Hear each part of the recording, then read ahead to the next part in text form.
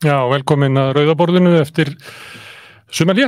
Við erum að byrja útsetningar hérna á Rauðaborðinu og verðum fram eftir hausti.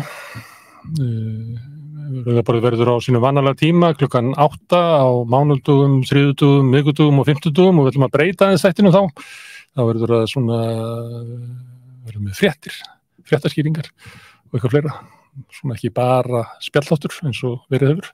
En svo ætlum við að vera með helgarútgáfu og kallum það helgi spjall og sem við sendum út og það verður fyrst og fremst viðtal við einn í einu og í kvöld hingað kominn Stefán Jón Hafstein. Velkomin. Takk fyrir það. Og ég ætla að sýna ykkur hérna tilefnið að hann var að gefa þessa bók og við ætlum að ræða bókina, en að því að bókin að sumuleyti Stefán og þannig líka ræða Stefán og bókin líka kynslóna Stefáns og þá ætlum við að ræða svolítið kynslóna Stefáns og heiminn, að því að sko bókin þetta er svona einkanleg yfirferð á heiminum. Það tengist persónuleg staða þín, staða heimsins, hvernig dauðinn skríður að okkur sem einstaklingum og hvernig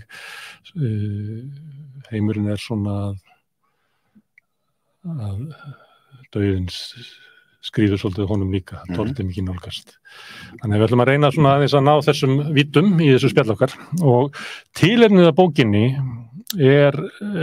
veikindi vinaðins, Viktor Smára. Má ég byrja á því að spyrja hérna, hver Viktor Smári? Já, hann þetta svona, við vorum bara saman, kynntust í 7 ára bekk í Vogaskóla. Hann var úr Karóinum, ég úr Skeiðhóinum og það var þessi flotta Vogakynslóð sem náði miklu fram í þjóðfélaginu síðar. Viktor Smári gerðist forvörður og rak hér undir síðustu árin Stúdíó Stafn, mjög virtur, viðurkenndur, fagurkeri og svona unnandi listaverka og seldi og gerði við og annað slíkt og Stúdíó Stafn var svona merkilegt fyrirbrigði í borginni.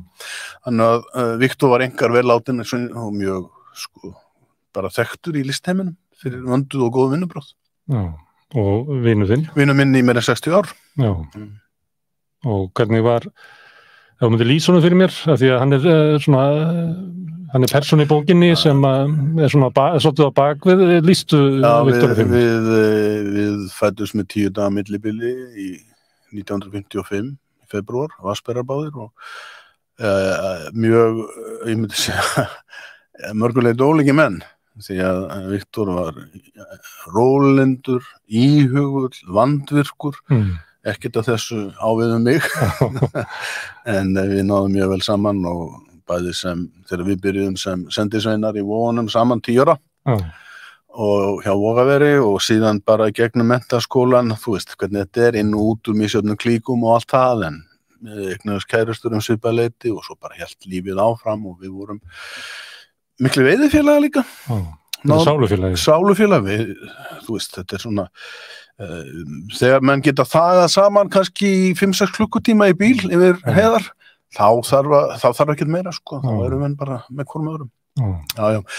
Þannig að veikindi hans hafa snerti náttúrulega bæði út af honum, en það stórt atriði í þínu lífi. Já, og hann var svona dálítið mikil svona þungamiðja í lífinu og vinahópnum auðvitað. Við erum allstór vinahópur sem höldum saman en þetta auðvitað áfall. Þetta ákveðin tímamót, sko, það búið að kalla mig frá mínum Afríkustörfum og ég beðin að taka mér sendi starfi fyrir utanríkisþjónustuna í Róm og þetta gerist akkurat þarna á sama tíma og ég er að reyna að koma fyrir þarna ítalska skrifræðinu og Smári hringir í mig og ég eitthvað kvart á hann segir, dríðuðu bara hingað í hérna, það beint flug með Norwegian og ég á daga í sjóbirting núna, þetta í maí, Hvítasunnu. Komdu bara og reyndar hreinsætt úr þér og við ákveðum þetta allt og svo morgunni sem við erum að fara og þar byrja bókin. Þar hringt frá lækninum og sagt, heyrðu, þú ert að koma beint í rannsókn og ég fer einn og þar hefst þetta.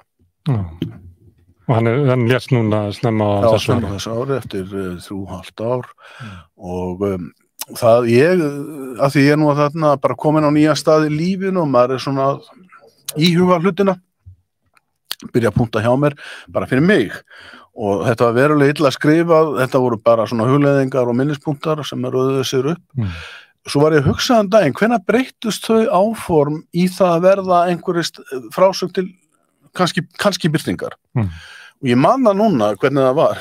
Síðla árs þarna 2018, þá var ég beðinn að fara á stóra alþjóðlega hafráðstefnu. Ég var ekkert engin hafsérfræðingur á þeim tíma, ég var miklu næmari á þau mál allir núna. En það vantaði einhver til að sinna ákveðnum erindum fyrir Ísland á þessar ráðstefnu og ég gat alveg tekið það að mér og þar og lærði alveg ég ákvað að nýta tækifæri. Þetta var risavaxin ráðstefna, mikið af alls konar upplýsingum og ákvað bara að taka þennan mjög stífan kúrs í málefnum hafsins þarna.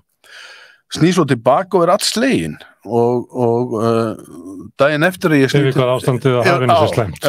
Já, og öllu því og ég man þetta augnablik þegar ég settist niður með danskri samstarfskonu minni í Róm og við erum sittin þarna og hún segir, jæja, hver svo lærdómurinn frá þessari ráðstefnu, Stefán? Og ég segi bara, það kemur alveg svona beint út.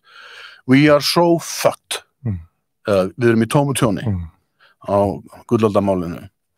Og þá rann þetta upp fyrir mér að ég hafði fengið alveg nýja sýn á því ég þóttist nú vita ýmislegt komin á virðulegan aldur með mikla reynslu og svona hafa þokkalega yfirsýn yfir heiminn en þetta steypibað vistkerfin og málefni hafsins setti mig inn á þessa braut sem síðan orðin að frásögn. Það má ég spyrja því að reyna að skilja voru fréttinnar af Viktori Smára áður og ferð að skoða þetta hafið, heldur það hafi haft áhrif á því að þú áttar þig á því hversu staðan var í slæm að það svona nálaði við dauðan endanleikana allt hafi ekki opnað sjónarhótt skiptir máli sjónarhótt eins og þeim segir á fyrstu textasíðu sjónarhótt skiptir máli og þau eru mjög mikilvæg og það breytir manni allt í einu að standa frammi fyrir þessum erfiðu staðreyndum og maður fer að hugsa heiminn öðruvísi og það gerist líka að maður fer að taka inn á annan hátt og jafnvel upplýsingar sem hefur svona farið og horfið í dagsins það sitja eftir. Þegar maður vanur að íta þeim í burtu vegna það maður þolir ekki að horfa sig yfir Nei, ekki þess vegna, bara svona margt annað í gangi og maður kannski getur upptökin að því heldur svona og svo bara tala þegar þetta festist á einhverjum minnispunktum þá náttúrulega þetta þarna og það opnast fyrir einhverja kanala sem og kannski geymsluhólf í hausnum á manni sem voru ekkert virk og það sem gerist held ég þarna þegar ég fer að huga að því að skrásetja þetta fyrst bara fyrir sjálfa mig og svo fyrir ég segja þetta verður svona 50 eintaka reit og ég gefi þetta vinum og svona fjölskyldinni En þú nú skrifað margar bækur þannig að þetta nú verið fljótlega farið að mótast að þið yrði bók? Nei, í raun og veru ekki vegna þess að þetta var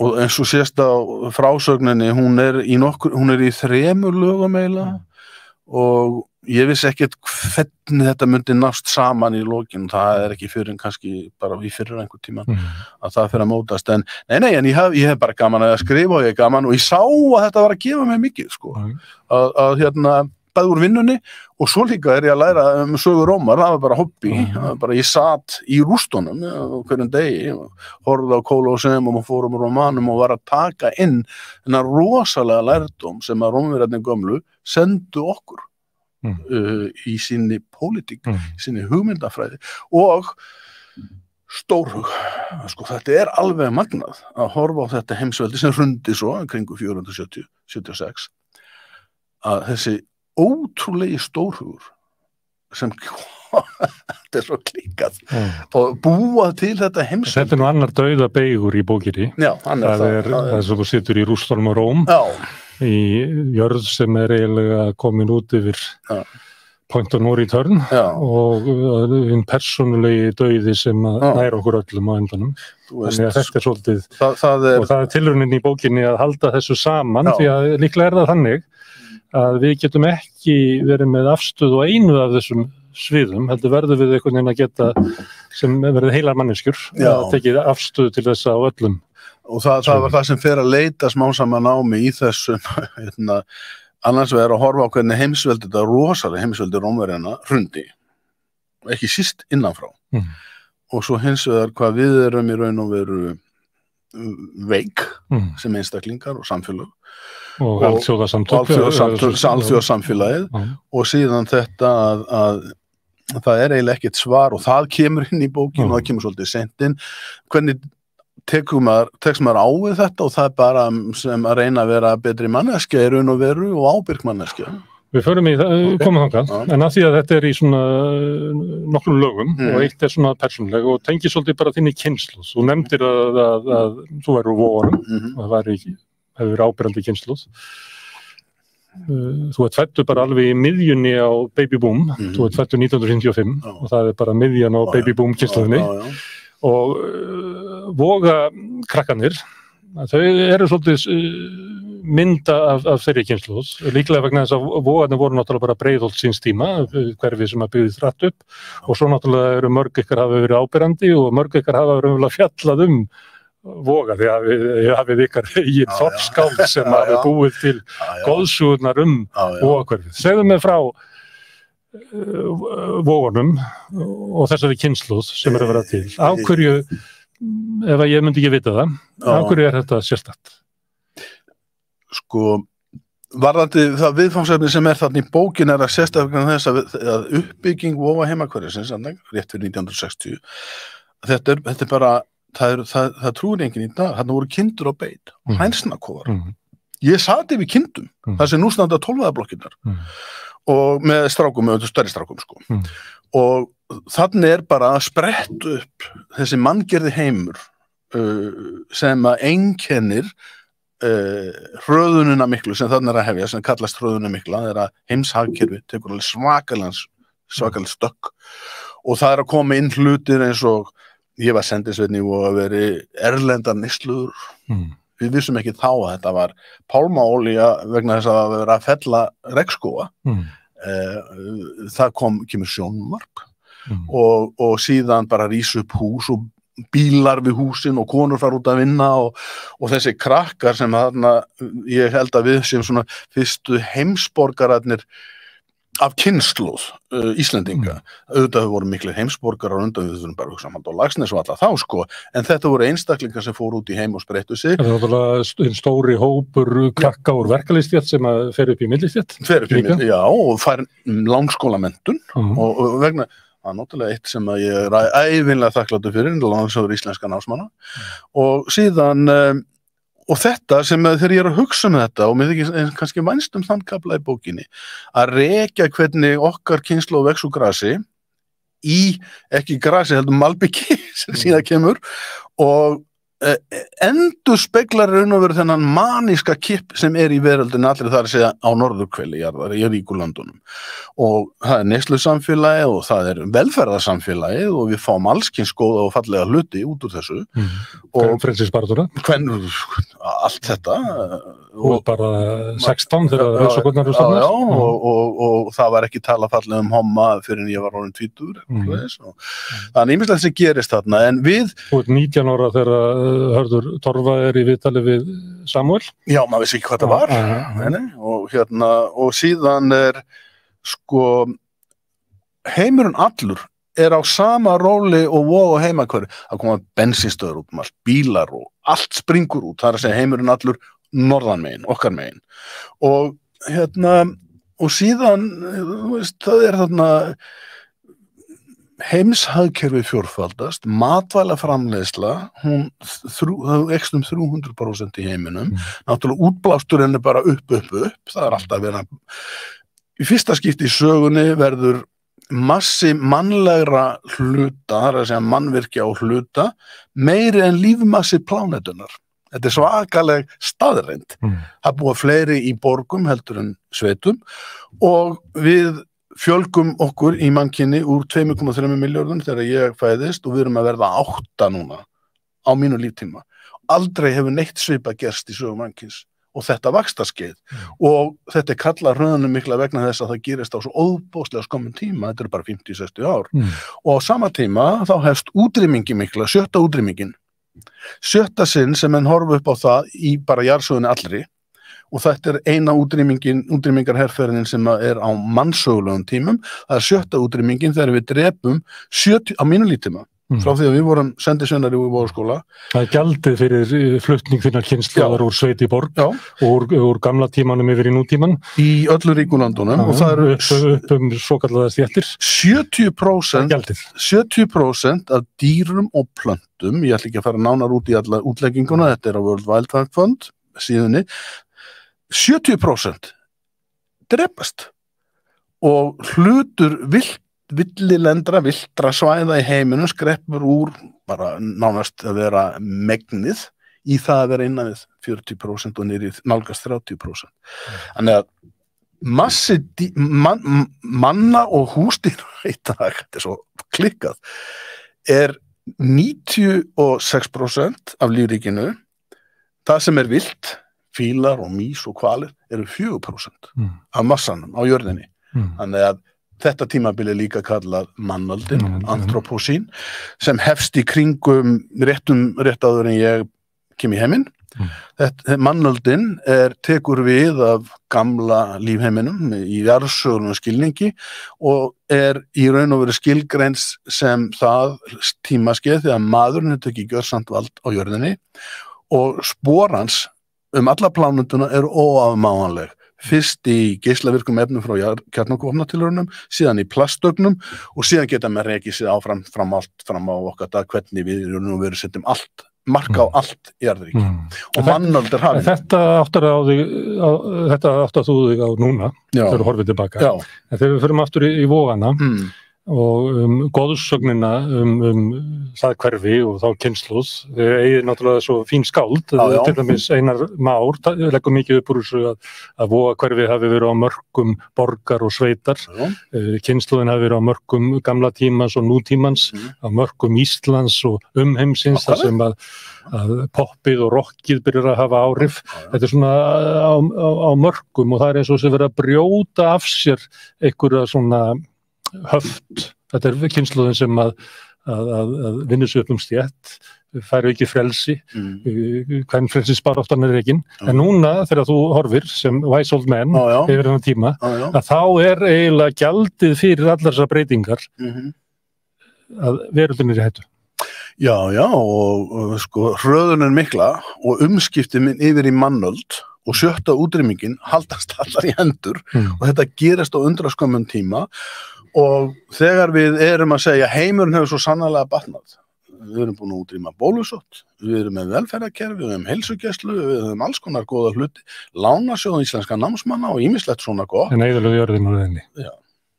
Það það sem við stöndum frammi fyrir núna að í raun og veru að við neysla okkar fyrir 1,6 jarðir, ekki eina, það að segja, þetta svona frægu þolmörk og ef allir neittu við allir að gæða á borðið Bandaríkjamenn, þá þyrfti 5 eða okkur Íslendingar við þurfum ekki að varða Bandaríkjamenn, það rétt höður, góða punktur, að þá þyrftu 5 jarðir. Íslendingar alveg að para við Bandaríkjamenn, en ekki Evrópa öll. Allavega því krakkarnir í Vogahverfinu.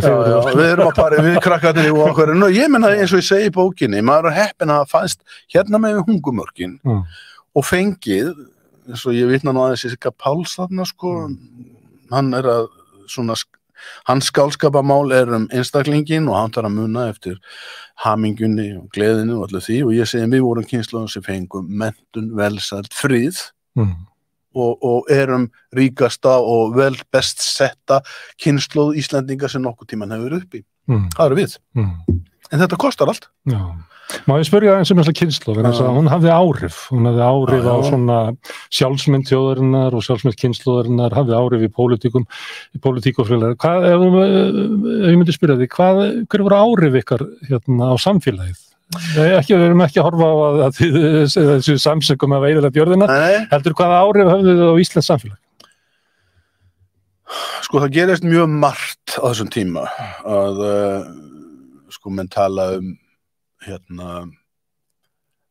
París 68, stúdentabyltinguna, Víetnamstríðið breytir heimsmyndinni, skilning okkar á hvernig heimsöflin virka, það konur uppgöta það að Þeir eru flestir aðeins yngri heldur en fólkið sem var að gera þetta við erum aðeins yngri, við erum að hæla honum ég er ekki 68 kíló, nei en við erum að hæla honum á Íslandi er það Davíð Oddsson og Friðrik Sófusson og þeir sko sem að við komum svona aðeins og eftir ég myndist á Einar Má hann sagði við komum aðeins svo sent í tíma á bönkum og hleypt inn þú ert of ungur, þú bankar fyrst ekki fara inn eins og ég hefði þráð að fara inn þannig að þið bönkuð og komist inn í þessa svona frelsisbaráttu sem er tengt 68. Það er rosalega erfið, þetta er náttúrulega svo alþjóðlegt umhverfi, tónlistin náttúrulega flæðir yfir og kvímyndirnar og múmenningin og talum bara hent út en það er svo margt að gerast þarna en ég held að einn lykil þáttur hafi verið því að mjög stór hópur Íslendinga að minni kynslóðun undan fór til útlanda að læra. Það skipti gríðarlegu máli og ég til dæmis tók eftir því í hópur sem fór til Svíþjóð, Svíþjóð var algengasta landið hann fór að lesa Víetnamstríðið sem var lýst á allt annan hátt en stóð í Moggan og þau voru að uppgöta bara, er þetta einhvern veginn svona? Víetnamstríðið, 2 milljónir manna og þau fengu allt aðrar upplýsingar heiminn og við lærðum gríðarlega mikið og það var náttúrulega elskýrt nummer 2 að þroskaskeið nummer 2 hjá mér að fara til Bretlands og vera þar í 3 ára að læra kynnast algjörlega nýjum viðhorfum og maður kom svolítið sko þegar átt að fara að siða mann þegar ég verið fréttamaður og síðan sko, svona gerir maður ekki býtu, akkurru því að maður hafði lært allt bara því að búa í öðru landi á þessum tíma, að miklu merkilegra heldur en í dag þá við frelsumst Námið sem fórst í, var það fjölmiðlafræði eða blaðamennska?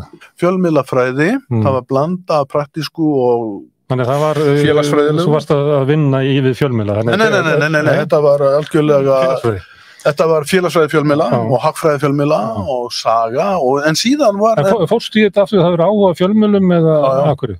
Já, ég stofnaði skólablað þegar ég var 13 ára og ég veit ekkert hvaðan það kom Það landi svona breytingar á þessum tíma á kannski 7. áratunum að þá eru fjölmiðlar mikið að breytast og blaðamennskan að breytast þá er í staðin fyrir að messa afstöðu stjórnvalda hefur orðað þannig að þegar BBC var stofnað og það hefur almenningsútvarp og hvernig gerum við það við hljótum náttúrulega að útvarpa stefnu stjórnvalda sem almenningur kýs en svo þegar það komið á 7. áratuginn og 8. áratuginn þá breytist þetta og fjölmiðlarnir fá hugmyndum að þeir eigi að vera með sjónarhornið frá almenningi Já sko ég þarf að leiðrétta þig sko með BBC það var ekki stofnað til að útvarpa sjónarmöðum valdhafa þó að hafa gert það sem að Reed, sem var frumkvöðl BBC og þetta lærði í London 79, hann sagði útvarpið á að fjalla það besta sem sagt hefur verið og hugsað vera sko fræðslumiðstöð almennings Háskólinn og það var ekki endilega til útvarpið því sem ráðherrar og hverju sem vildu segja heldur kannski akademían bókmenntaheimurinn stofnanir sem að fyrir eru það fengu þarna svona stóran hátalara Ríkisútvarpið dró dáma þessu mjög lengi það var bara hátalari fyrir En þetta hefði breyst svolítið þegar þú ert úti þá er eiginlega komin þessi hugmyndum að segja sögu almennings hleypa honum inn í það hefði ekki gerst á Íslandi kannski ekki saman, nei, það er svolítið merkilegt ég var að hugsa þetta einhvern tíma ég var beðin að ræða þetta einhvern tíma og hugsaði sko margt af því sem að þú nefnt hérna sem gerist á þessum tíma gerist fyrir utan áhrifasvæði hérna formlegu fjölmiðla kvennabyltingin, notninga fjölmiðil bylting samkynhneigðra hún átt með að segja þú veist ég fekk skömm í hattinn þegar ég var með 2 samkynhneigða menn á beinni línu 81 eða 2 umhverfismálin fara aðeins að koma inn síðan ekki segja að fjölmiðlar hafa haldið aftur að þessu já, gera það og fjölmiðlar hluti valdsins og hérna þeir héldu aftur að þessu og þeir vissu ekki hvernig átt að fóta sem síðan er náttúrulega aðri hlutir eins og sem koma stuttu seinna það er umræðan sem er innleita af stígamótum og líka þarna verða straumhverfi í viðhorfinu gagnvart alkohólistum það eru bara menn sem vinna þau störf utan við allt kerfið og það er líka seinni tíma þróun að það gerir samt fyrir tilstuðlan fólks utan við hinn formlega valdavettung til dæmis afstæðan til geðheilbrigðismál og annars líka þannig að stóru straumhverfin verða fyrir lýðræðisbylting sem er ákveðin lýðræðisbylting Já, þetta er ákveðin lýðræðisbylting Fólk tekur sér vald og fjölmiðlarnir ekki hreyfiaflið á baku þetta þeir eru frekar íhaldssamir, en það losnar auðvitað þetta á þessum tíma, við erum báðir fjölmiðlamenn á þessum tíma og það losnar mjög margt á þessum tíma og fjölmiðlarnir koma svo á fullum krafti og verða partur af þessu tónu væri. Já, en þú nefndir London, þú kemur heim held ég 79 sumarið. Það bara, ekki nýbúið að kjósa Thatcher þá? Jú, það voru mínir síðustu fréttapislar frá Englandi að Thatcher hefði tekið völdin og það í raun og veru nýfrjálshyggjan að taka þessa stöðu, miðlægu stöðu á Vesturlöndum og eða nýfrjálshyggja, einhvers konar afbrigði af frjálshyggju.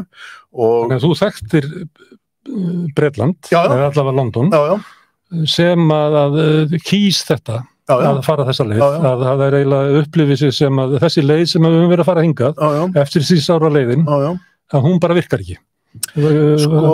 Gastu upplifa þetta? Já, ég upplifi mjög sterkt að þarna verkamannaflokkur við völd þegar ég kem og það winter of discontent og allt þetta Málið og við skulum bara vera algjörlega heiðarlega með það, bæði verkamannaflokkurinn og verkalýðsfélögin voru algjörlega stöðnuð og mjög brútal í sinni stöðnun þetta var, þeir bara kröfðust þess að það voru borga 50% fleiri launaseðlar heldur voru í raun og veru í vinnu í kólanámun af því að hvert fóru þeir peningar? Ekki veit ég það. Og það voru allskyns menn að vinna við prentsmiðuna sem Murdoch síðan yfirtók sem frægt var Mickey Mouse fekk útborgað. Hver tók þau laun? Verkalýðsfélögin voru mjög þröngsýn, þau voru stofnanavædd og verkamannaflokkurinn bara var líka mjög þröngsýn á staðana að mínum mati og ég horfði upp á þetta, hefði átt að vera óbáslega kannski, hrifin að þessu vinstra afli í Bretlandi, komandi úr þeirri átt svona þessi hugmyndafræði, en var það alls ekki. Og ég skildi það mjög vel að þegar það sem segja, það var bara hreinsað til. Ég var eiginlega bara sammála því, ekki vegna þess hvernig hún allavega bara að því, heldur en þetta hreinsað til. Greiningi var rétt en lausnin vitlaus. Já. Þetta voru stofnanir sem voru fyrst og fremst að viðhalda sjálfur sér. Voru ekki að gera mikið gagn fyrir verkalýðin eða hvað? Nei, stundum auðvitað og stundum ekki. Ég meina það náttúrulega eitt afrökum bresku hreyfingarinnar að stofna til dæmis heilbrigðisþjónustu sem það gerir þá eftir því það gerist 35 ár. Já, nei, en þú veist, þannig að þetta ákveðið samfelli, það kemur bara þreyta í allt og þarna var komin alveg greinileg uppdráttasýki í breska verkamannaflokkin. Nýfrjálshyggjan, þú ferði svo í meira nám til Bandaríkjanna, til Philadelphíu og þá ertu bara á rekantímanum sjálfum, þá er það á hápunkti upp að árana, það er bara Wall Street, sögursvið Wall Street myndarinnar, er á meðan að þú ert úti. Já, þetta má aldrei ekki til hreyfinga minna, fyrst það svo rekan. Það var ævintýralegt að horfa og ég var nú fréttareitur útvarsallan tíma, bæði í Bretland og í Bandaríkjunum og þess vegna var maður svona meira með puttan á púlsinum og en þarna verður auðvitað risavaxin auðstéttar efling í báðunlöndum. Já, alveg klárlega. Mér getur sagt að það sé gott og mér getur sagt að það sé vont, en það er alveg klárlega að svona svarða. Og ríkið sett í alveg svakalega skuldabagga, Reagan gerði það, lækkaði skatta og svo jók hann herútgjöld og allt þetta líka, hann átti ekki hagsinn húsmóðir. Hann var ekki hagsinn húsmóðir, en honum tókst svona að virkja ákveðna öfl í þá auðstéttana, gerði það bara. Og þannig að þetta svona tímamót í sögunni, þarna 79, 88 og inn í 8. og 9. áratuginn eru mjög mikla breytingar. Þú kemur svona úr vinstrinu, var þetta svona yngra fólk sem ekki upplifði þennan tíma, meðvindið ykkar hvað þetta væri mikla breytingar, að þarna væri raunverulega verið að skipta út samfélagssáttmálanum, að samfélagssáttmáli eftirstríðsárana væri eiginlega aflagður og það væri komið nýr samfélagssáttmáli nýfrjálshyggjunar. Áttuðu ykkur á þessu á meðan þetta var að gerast? Nei, það héldu allir þetta er bara skammtíma vesen, eitthvað svona eiginlega óskiljanleg slys og svo héldi allt áfram eins og við vorum að það var óhugsandi að Ronald Reagan yrði endurkjörinn og hann gerði allt sem hann gerði og það var eins með Thatcher hversum í veröldin og menn sögðu þegar atvinnuleysi var komið yfir 1,5 milljón á Thatcher árunum þetta þýðir byltingu í Bretland, það gerði það ekki og það sem sagt, þetta hélt áfram bara og það verður líka sko þessi fjármálakapítalismi verður til.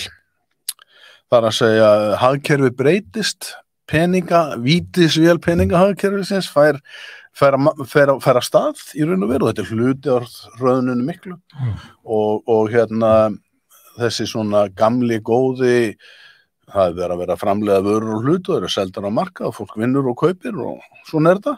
Þetta breytist allt og það alveg ótrúlegt að horfa upp á og kemur svo á endanum með fjármálahruninu 2008 þegar í raun og veru þessi kerfi sem eru sjálftakandi, sjálfsafla fjármálakerfin, þau búa til peninga og framleiða peninga handa sjálfum sér og leifu okkur sannlegast að leggja launin okkur inn á hverju mánaðamót svo þau geti tekið af þeim. Hrækja jörðinu út eins og bara... Já, við skulum halda okkur.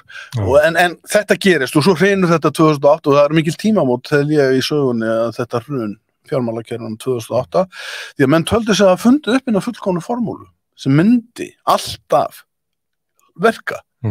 Og það sem að gerðist átti ekki að geta gerst. Og það við erum ennþá ít og undan okkur skuldarum frá 2008. Ég meina, það voru bara prentaði sæðlar í það óvendalega. Og hrunið 2008 og uppruna sinn í 79 og 80 það er faktist, sko. Já. Þetta hrunið nýfrjálshyggjunnar. Já. Nýfrjálshyggju væddur kapitalismi sem ber mestu sök á stöðu jarðar. Já. Myndirðu segja það? Nei, þetta nú flóknara dæmi heldur en það, sko. Þetta nú miklu flóknara dæmi heldur en það að það ekki hægt að bara segja Wall Street gaurarnir eyðilögðu jörðina, það ekki hægt að gera það, þeir voru partur af því og þessi sjúkdómseinkenni á samfélaginu sem byrja að fara að koma fram þegar sko þessi ofboðslega ójöfnuður byrjar að byggjast upp og valdahlutföllunum raskað. Það það sem gerist, en það líka ýmislegt annað að gerast og við skulum ekki gleyma því að sko þegar þegar ríki sem iðnvæddust fyrst, Bretland og Bandaríkin komu náttúrulega miklu seinna en Evrópa komin brennir kolum og keyrir járnbrautir og framleiðir flotta hluti og gerir svona merkilegt með mengun.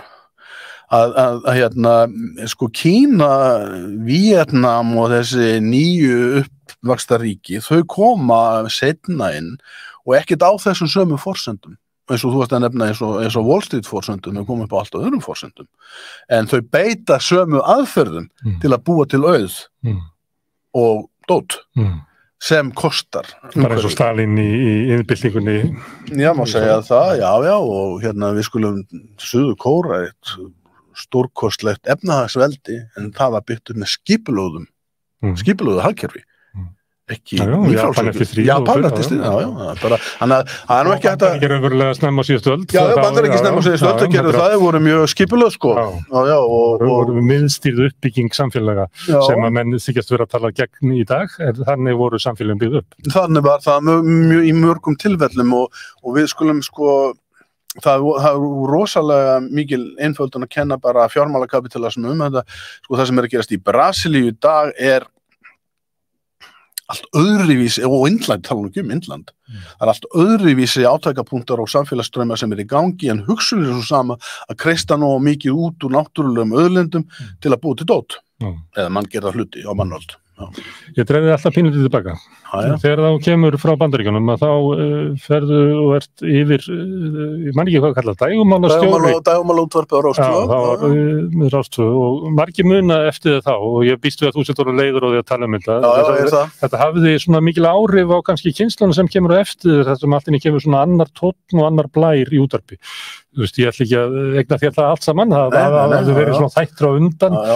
Það rifjaðist upp fyrir mér hérna á leiðinni að þáttur sem Árni Jónsson og Edda Andrésar voru með. Edda var líklega fyrsta manneskja sem hló í útvarpi. Ég held að það hafi verið kannski í kringum svona 80 eitthvað svoleiðis. Það verður svo mikil svona breyting á tón og blæ og hvernig talað það á Rás 2 undir þinni stjórn.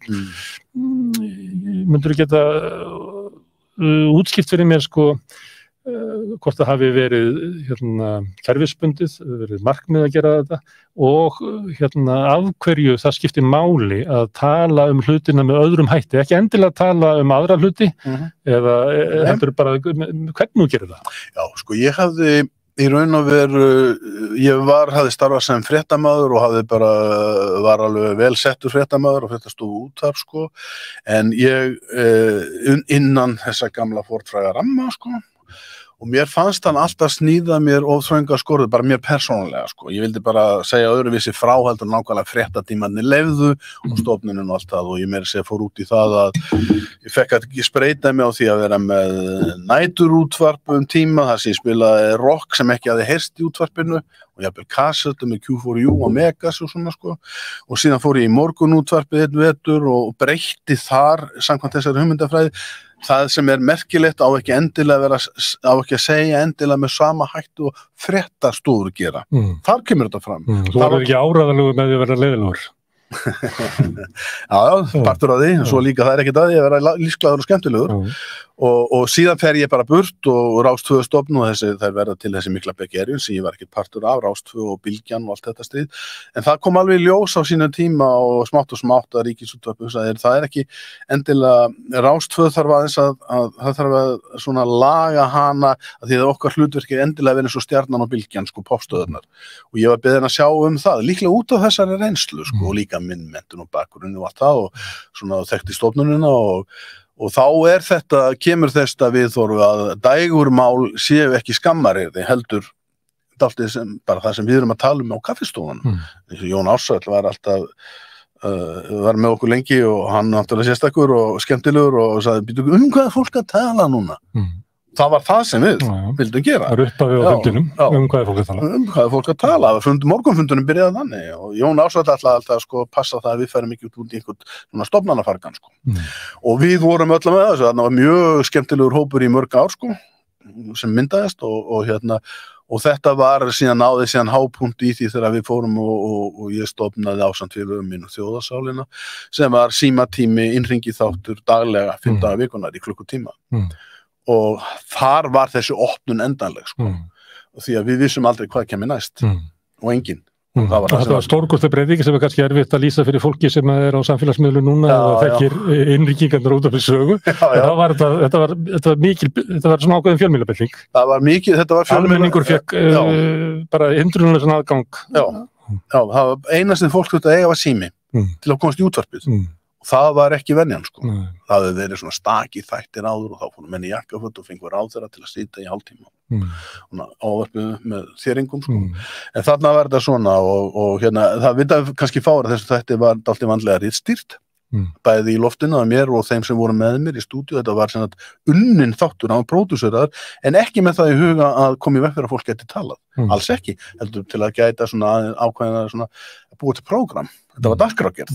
Þetta var bara ekki happening, sko. Skriða sem fellur sem er kannski vandamáli við innríkingarnar út af þessu. Já, það er vandamáli það, sko. Það er bara kemur 3-4 personur sem að taka þetta yfir. Já, en þessu var ritstýrt og pródúserað og hugsað, sko. Hver er tilgangur? Tilgangurinn er einmitt að bara segja, hvað liggur fólki á hjarta? Og það, var ótrúlega oft sem það gerðist að þátturinn sprakk í umræðefni sem var hvergi annars staðar. Hvergi. Engin fjölmiðl var að fjalla um þetta. Og það kemur bara, þá kom einhver staðar, þá gerðist þetta út í samfélaginu, þetta gerist aftur og maður í stundu sat maður við ljónum og hvaðan kemur þetta? Af hverju er þetta mál? Og þá var það bara kaffistofurnar sem voru búin að taka á því og greina það og vildu koma því á framfæri. Það er mjög áhrifaríkt. Þú verður að segja að það verður hollt fyrir allar ritstjórnir að hafa eitthvað svona fyrirbrigði? Opna gátt til þess að svona festast ekki of mikið við svona vanabunda innleiðingu efnis til umfjöllunar? Já, það er það nú eflaust sko, þetta er náttúrulega svo gjörbreytt núna bara það, menn eru bara nánast blaðmennska snýstu það núna að pikka upp á Facebook sko, bara, þannig að þetta er ekkert sambærilegt, en málið var að þarna til dæmis þegar Þjóðarsálin var hver öflugust, þá var 30% hlustun. Það var engin fjölmiðl í dag. Nei, þessi eini þáttur. 30%. Og þú satt þarna lengi? Ég satt þarna í mörg ár, já. Þannig að þú talaði við, hvað heldur þú að tala við marga? 2000 manns, ég taldi einhvern tíma saman. Algjörlega. Og svo grínaðist ég. Möndu að segja að fólk hefði almennt mikinn áhuga á samfélagsmálum? Já, síðust mér. mér sýnist það. En fólk verður ekki mikla trú á svona hennu formlegu stjórnmálum? Nei, það hefur bara verið sýnt fram á með mælingum, sko, fólk hefur það ekki. En það er eitthvað svona ójafnvægi þannig á milli að það er mikill áhugi fólks á samfélagsmálum, en farvegin er kannski ekki, það er ekki mikil þáttaka í starfi verkalýðshreyfingarinnar. Það er ekki mikil, nei, og ekki stjórnmálaflokkunum, og ég hef nú starfað í stjórnmálaflokki og tók þátt í að stofna einn, og það komið svolítið óvart hvað, þegar ég var það, sko, hvað stjórnmálaflokkarnir sem hugmyndaveitur eru slappir, sko. Það er, og það var alveg eins þegar ég kom og hóf starf í formlegri pólitík, var alveg sama upplifun og þegar ég kom heim frá Bretland og fór að starfa hjá formlegum fjölmiðli. Ég kunni ekki reglurnar. En varst ekki formaður framkvæmdastjórnar? Jú, á endanum, sko. Sem er nú eiginlega sá sem á að byggja flokkin. Já, ég var formaður framkvæmdastjórnar Samfylkingan, ekki á stofnfundi. Hvernig var það? Mjög ár? Ég man það ekki. 2005? Gæti verið 3, 4, 5, eitthvað svoleiðis. Samfylkingin var stofnuð 2000 og það var Varstu þá að reyna að búa til úr flokknum eitthvað sem að, svona maskinu sem að funkar eða eitthvað? Nei, ég held að ég hef ekkert verið, sko, við vorum mjög leitandi á þessum tíma sem vorum í þessum nýja flokki, umhverfismálin voru farin að koma mjög svona leita á mörg okkar og þau voru af svona, þeir sem höfðu stjórnmálamenni sem komu úr gamla flokkunum voru ekkert endilega mjög jákvæðir það mál, sko, umhverfismál, ég held að það nú verið svona, að sem mér stendur, svo var náttúrulega hitt að sko, ég skildi aldrei af hverju stjórnmálaflokkur gerir ekki svona og okkur ekki og svo en þetta var náttúrulega félagslegt þannig að vera formaður framkvæmdastjórnar var í raun og vera að sitja vendan á borðinu og svo var 8 manna hópur eða hvað það var sem að reiði ráður sínum og diskuteraði og allt það, síðan náttúrulega mjög mikið formannaræði í öllum stjórnmálaflokkum hefur alltaf verið, þannig að framkvæmdastjórnin segir ekki fyrir hvað hver stefnan og það var frekar það að byggja upp starfið að reyna að halda utan peningan og skipulagið og húsnæðismálum og þetta dót sem var, ég leit nú á sem mjög mikilvægan part að það byggja upp stjórnmálaflokk en ég var ekkert, sko, mitt hlutverk var ekki stórt þarna en ég tók svona glaður þátt í að reyna að búa þetta til og móta og það var ágætis tilraun en ég áttaði mig á því að ég var ekki nóg og vitlaus maður og vitlaus stað. Nei, ég bara þetta var sko hinn hefðbundnu stjórnmál vildu hafa sinn sama hátt þú væri búið að stofna nýja stjórnmálaflokk og En vildu þú ekki hafa þann hátt? Nei, ekki endilega. Ég vissi bara ekki endilega nákvæmlega hvernig ég vildi hafa það. Það var svona ekki góð stað að vera í að vera eftir sáttur og veit ekki hver lausnin. Nei, mér liði aldrei illa. Við vorum bara leitandi fólk. Við vorum að byggja upp nýjan flokk og vildum bara vinna í þessu og þarna voru ágætis félagar mínir og margir aðrir sama sinnis og við vorum svona að finna út úr þessu hvernig þessi nýji flokkur, sameinuði flokkur jafnaðarmanna og margt tókst mjög vel með það. Og ég trúi ennþá á það að sameinaður flokkur jafnaðarmanna sé sterkari heldur en sundruður margir flokkar jafnaðarmanna. Það er bara í raun og veru mín lífspólitík. Samstæðan er betri en sundrungin. En það, þú veist, maður áttar sig á því það er til dæmis, ég hef bara ekkert kveikt á því hvað til dæmis eignir hinna mismunandi flokka voru misjafnar og erfitt að samræma þetta. Vá, hvað segir Ég ætla að draga aðeins aftur. Við vorum hann á Rás 2 og það er svona verið að opna. Svo ferðu yfir á Stöð 2 og eins og ég manni þetta, þá varstu mikið í því að reyna að vera með svona kannski inn í sjónvarpssal einhverja svona umræðu. Jafnvel fundi. Borgarafundi. Hvað er pælingu það? Já, það er þessi sama pæling og bara flytja þjóðarsálan inn í hús og leyfin að tala, sko. Og við vorum þarna með mjög skemmtilega fundi bæði fyrir forsetakosningar og alþingiskosningar. Fórum á Selfoss og vorum þar með útsending úr Suðurlandskjördæmi og víðar, sko. Og þetta var heilmikil rúta sem fór að stað og áhöfn og flott pródúksjón og Stöð 2 sýndi mjög mikið metnað. Mér fannst gott að vinna, ég til dæmis ég alltaf rifja það upp, sko, mér fannst Páll Baldvin Baldvinsson hafa ekki fengið að njóta sannmælis fyrir það, hvað hann var djarfur dagskrárstjóri og fleiri þarna sem voru Lovísa og fleiri, sko, þannig að það var svolítið skynjun á því að Stöð 2 væri ekki bara skemmtidagskrá, heldur líka samfélagslega virkur fjölmiðill og þá með nýjum hætti. Og hann endurvarpa kannski hugmyndum almenningsfrekar heldur en svona stofnunarsamfélagsins. Já, Stöð 2 vildi vera þannig. Og það svona leið mér alveg ágætlega á Stöð 2 og fannst það skemmtilega. Gekk þetta vel? Svo horfðu tilbaka. Var árangur að þessu? Já, það var árangur að þessu, en hversu áþreifanlega? Það kannski ekki var alveg, ég er ekki að heimta það. En árangurinn sko allt sem að lyftir andanum, þetta gerði það. Og þetta voru spennandi þættir, sko. Og þú veist, ég voru með á Hótel Sögu borgarafund, þú var fullu súlnasalur. Af hverju er þetta ekki gert lengur? Og þarna voru, sko, Jón Baldvin og allir hinir upp á sviðinu, sko. Og svo var bara neistaflug milli spyrlana og þeirra, sko. Og bara spenna í loftinu. Og þannig að það var eiginlega útvarpað af fundi í staðin fyrir kannski sem að var þegar kamerurnar voru stórar og miklar og svona, að þá var svona þetta var sjónvarp. Já, ég veit það, já.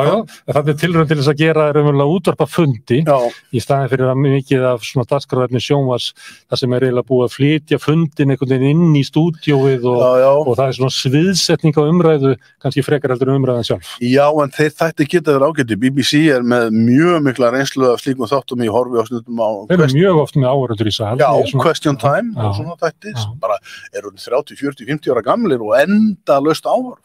Þeir fara allt land og búa til svona pallborð og svo er það með fólk í sal og það, ég næði ekki af hverju Ríkisútvarpið heldur ekki reglubundna borgarafundi í útvarp og sjónvarpi. Af því að þetta er svo skemmtilegt form. Þetta er algjörlega brilljant. Ókeypis. Þáttangur koma glaðir, borga sjálfur undir sig. Það er einn kafli sem ég ætla að bæta við í sambandi við fjölmiðlana.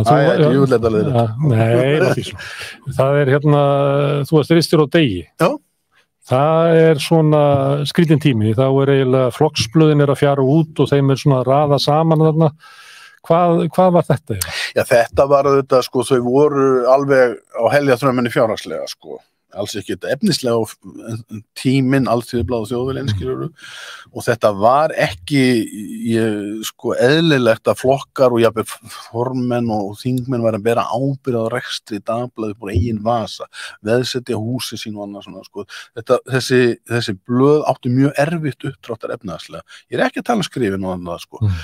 Og það var svona hugmyndin að steypa þessu saman þegar DFF-garnir gerðu það og búa til rekstrareiningu sem geti staðist með þeim kunnahópi sem stóð að þessum blöðum áður og vonandi stærri hópi. Þannig að, og þetta var alveg hugmyndafræði hugmynd sem ég var tilbúin að ljá lið með þegar ég verið rist og það var margt mjög erfitt þarna. Það sem var erfiðast við þetta á sinn tíma var það að alveg á þeim sama tíma kemur internetið inn sem fréttamiðl, strikið og vísi.is og athyglin færist algjörlega af þessari tilraun til að vera með öflugum prentmiðil í það býtu þeirra þar að koma einhvers alveg nýr og þið á gufuskipi og komin nei þið á seglskipi þegar gufuskipi siglir inn sko og þá maður skynjaði það mjög sterkt bæði samfélagið og peningamenn og allir sem þurfa að koma tíminn var bara liðinn í raun og veru, við vorum að segja ef þetta gerst 10 árum áður, þá hefði ég ekkert verið þar en það haldið þetta hefði lukkast svo er náttúrulega annað sem er bara merkilegt sko að Dagur á Akureyri þú veist fólk er svo fastheldið íhaldssamt á sitt þeir sem voru diggir lesendur þessara blaða þeir voru að ástöðu, þeir voru eins og þeir voru ekkert endilega tilbúin og þetta er eins og þegar Samfylkingin er stofnuð, fólk lætur ekkert endilega flytja sig þeirra á nýtt konsept. Þeir hafa búið að vera ánægt með sitt gamla alþýðubandalag, það ætla ekkert endilega að fara yfir í nýja. Það er samt svona draumur þinn að samina alla. Já, ég stend alveg við það. En vandinn er sem að þú ert að lýsa, maður getur tekið dæmi að þú getur kannski fyllt Laugardalsvöld með Bob Dylan og Sinfoníunni og ABBA. En ef þú myndir setja þetta allt saman á sama, það myndi ekki með þetta. Það er kannski vandamál samfélkingar og dags. Já, og svo náttúrulega bara ýmislegt, sko. Mér finnst þetta er að vera ágætið, það var gaman að taka þátt í þessu og maður kynnti svo mörgu góða fólki og mikið svona, að vera maður að reyna að skapa, það er alltaf gaman að reyna að skapa nýja fjölmið, skapa nýja flokk, stjórnmálaástand, það er rosalega gaman og var nauðsynlegt en eins og maður segir sko, oft maður ræðir ekki alveg tímanum sko, andrúmslofti tímans og stundum ekki með lent svolítið illa út úr því algjörlega ósekju að því bara það eitthvað annað að gerast á sama tíma og það svolítið eins og ég að reyna að segja í bókinni sko, þessi, þú heldur að setja að leysa eitt vandamál en það verða til 3 að 4 viðbót annars staðar, hefur ekki hugmynd það jafnvel og þetta mjög farið enginn okkar tíma Varðandi samfélkinguna því þú nefnt það nokkur sinnum þú tekur þátt í að stofna hana en þú ferði eiginlega frá henni svona hvað 2006 fyrir hrun eða þú veist, þú verður borgarfulltrúi og þú ert í embættum inn í flokknum en það eftir 2007 að þá Já, máli það sem gerðist náttúrulega Reykjavíkurlistin hafi verið unnið 3 kjörtímabil og við vorum með sem sagt góða stöðu í skoðanakönnunum þegar var ákveðið að leggja niður það gera þessi stóð að honum ég var ekki með því við töpum borginni og Villi verður borgarstjóri og allt í henni Stefán Jónkoðan í minnihluta hafði verið formar í menntaráði, formar menningaráðs og tekið þátt í að stýra borgarfundum og borgarráðsfundum og hann býtur við þetta ekki það sem að mér finnst skemmtilegt og þá auglýst og staða verkefnastjóra félagslega verkefna í Namibíu bara starfsmaður á plani í 2 ár engin sko, þetta ekki skrautstaða, þetta bara maður sem brettur upp ermarnar og fer út í sveitir og byrjar að vinna. Það hafði ég gert sem ungur Rauðakrossmaður löngu áður. Já, þá var ég sendifulltrúi Rauðakrossins í Eþíópíu og fór svolítið Horn Afríku. Þannig að ég hafði alveg kynnst þeim veruleika og fallið kylliflatur fyrir þeirri ánægð sem að hafa af því að starfa slíkum málum og skrifaði meira sem það bók Guðurnir eru geggjaðir sem var lýsing á aðkomunni og hvernig maður upplifði þá hluti. Þannig að það var mjög náttúrulegt fyrir mig að segja, heyrðu, þessi borgarstjórn hún gerir ekki neitt af því sem ég langar til að gera, ég algjörlega áhrifalaus, ég komin yfir 50, ætla að eyða lífið minn í því að þrasa þessi mál. Eða að fara í 2 ára starfsleyfi frá borgarstjórn sem fordæmi voru fyrir, taka þátt í þessum skemmtilegu félagslegu verkefnum og koma svo aftur og vera með í pólitíkinni. Þannig að það var ekki hvatt sko. Svo gerist það bara að eins og stundum gerist. Þú ratar ekki heima þér. Já. En segðu það að þú nefnir Afríku og þú talar að þú hefði farið þarna áður til Eþíópíu. Segðu mér aðeins frá Afríku og þér og akkur búin að vera svona mikið í Afríku. Já, sko, þetta hefst bara þegar ég ungu fréttamaður þá ég rosalega kem frá Bretlandi og ég bara rosalega áhuga á heimsmálunum og þannig kemur út á þessum árum Brundtlandsskýrsla, North-South-skýrsla, mjög merkilegt plagg, sögulegu samhengi, sagt, hvað að gerast í heiminum. Og ég fer á námskeið hjá Rauðakrossinum fyrir alþjóðlega sendifulltrúa. Það var bara í mínum frítíma upp í Munaðarnesi, man ekki hvort það var 1 vika eða helgi eða hvað það var. Og síðan ég beðinn það að fara og starfa í höfuðstöð alþjóða Rauðakrossins í Genf í nokkra mánuði, bara sem maður sem hafði tekið þátt í svona námskeið eða lært sitt og þá og það þetta svona eitt af þessu sem maður bara lendir í og svo gaman að þegar ég kem hérna á að vera að vinna á upplýsingadeildinni að þá losnar starf sem upplýsingafulltrúa sem fjallar þessa skelfilegu hungursneyð sem var á horni Afríku á þeim tíma þeim unni Live Aid og allt þetta. Þannig að ég orðinn allt í einu maðurinn sem að fjallum þessa hluti fyrir Rauðakrossin og sendur í ferðir og allt það.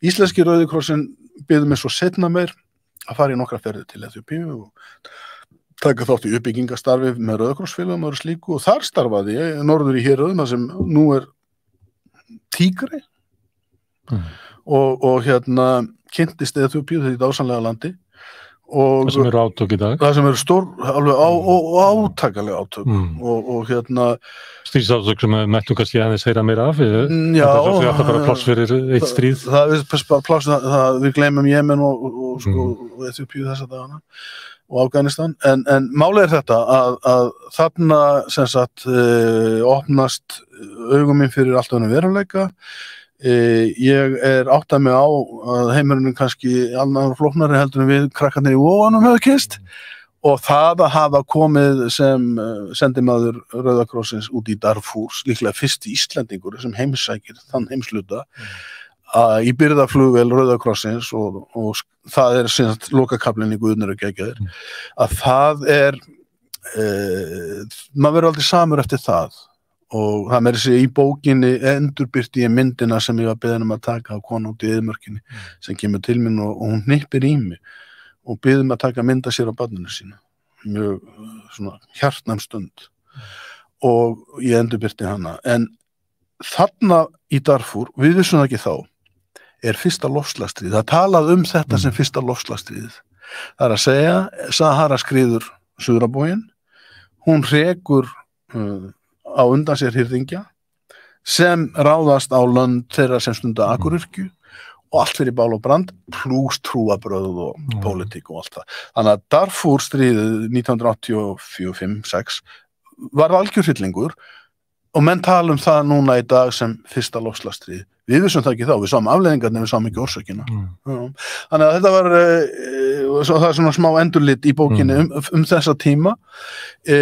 Þú fórst til Namibíu svo eru verið víðar í Afríku. Já, svo fer ég til, sem sagt, þegar ég gast upp á að hlusta á Villa í borgarstjórn, þá fór ég sem verkefnastjóri, grunninn til það sama og ég hafði gert sem Rauða Kross fulltrúi, fara bara norður í land og setja við vassból og vinna með hirðingjum og svona sko.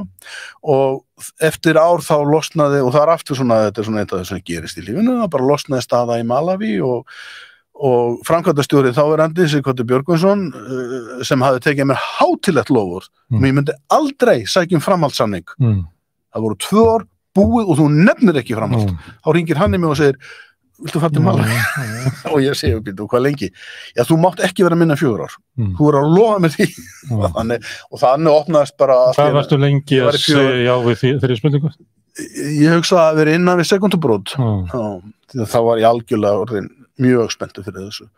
Spenntur fyrir hverju? Hvað það sem eitthvað við Afríku sem að togar eða við þetta hlutverk? Afríka mjög margslungin álfa en það mjög heillandi að Afríka mjög heillandi á svo marga lönd. Þú veist, annarkvort elskar hana eða bara þolir hann ekki og margt fólk hefur lent í því bara, ég get ekki verið eins og eitt sagði við mig svona lélegu landi. Það ekki til allt Svo líka dæmum þegar fólk horfir á þú talaði fyrst sko hungursneyðar og eitthvað slíkt að fólk kemur og horfir á það og getur aldrei horfst í augu við aftur. Já, það allar útgáfur sko, svo eru þeir sem að verða algjörir svona bara eins og bara hafa verið með þessa fíkn að þurfa alltaf að vera að vinna með World Food Program í framlínunni sko, ég segi eitt svoleiðis fólk. En Afrika hefur bara svo margt við sig og löndin eru mjög misjöfn, Namibía, Malaví og Úganda eru mjög ólík löndin byrjast, ég vunni í þeim öllum, en það mjög gefandi og svona að vinna þróunarsamvinnuverkefnum þar sem að og það sko var uppgötun að koma úr pólitík á Íslandi og fara allt inn að vinna samvinnuverkefnum. Það sem allir eru hvernig getum við leyst úr málunum saman? Af því andstæðingurinn skýr sem þá hungur eða vesöld eða eitthvað og það sem kallar á lausnir sem allir eru sameinaðir í að berjast gegn. Það getur verið einhvern mismunandi sjónarmið og allt það sem auðvitað eðlilegt en fólk ekki reyna að breiða fæti fyrir hvert annað í þessum verkefnum. Og það kom mér til dæmis óvart í Namibíu þegar ég fór að kynnast öðru fólki það var talsvert mikið af fyrrverandi sveitarstjórnarfólki frá Norðurlöndum sem hafði unnið á vettvangi á Norðurlöndum í litlum bæjum, Finnland eða Svíþjóð og eitthvað og hafði svo fundið að sú reynsla geti nýst og það var alveg með mig. Mín reynsla úr til dæmis menntaráði Reykjavíkurborgar nýttist mjög vel inn í mitt starf í öllum þessum löndum. Skilningur til dæmis á mikilvægi menntunar. Nú hugmynd fólks á Vesturlöndum kannski Afríku 30, 40, 50 árum á eftir hugmyndurum.